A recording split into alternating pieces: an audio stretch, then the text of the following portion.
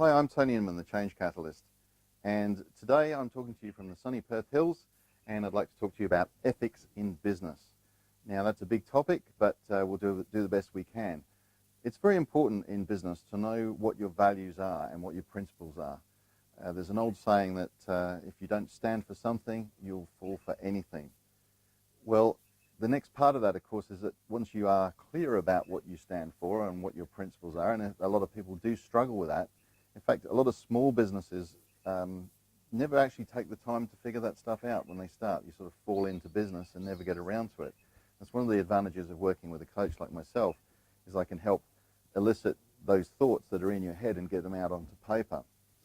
So once you've got those clear in your mind and got them clearly onto paper, how do you then communicate them? Well, it's important to communicate them to the team, because ultimately the moments of truth, as Jan Carlson used to call it in his book, Moments of Truth, was that moment when one of your team is engaging with a customer.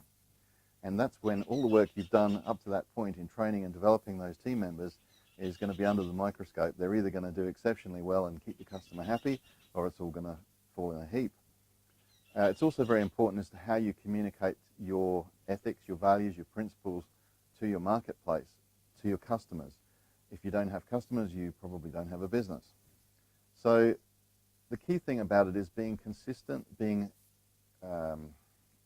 clear and being ethical in your policy making, in, for example, perhaps how you handle your refunds, how you handle complaints.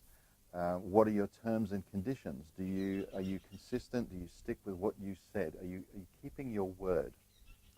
So then, even with that, is how do you interpret those terms and conditions or those policies? Sometimes you might have a policy in place, but the way you choose to interpret it can lead you in two different directions. The key thing about all of this is to treat people fairly, treat everyone fairly, and ultimately, by following your ethics, your principles, your values, then you will protect your brand, and your brand is your most important asset. It's how you're perceived in the community by your marketplace. I'm Tony Inman, the Change Catalyst. There's another 2-minute coaching session.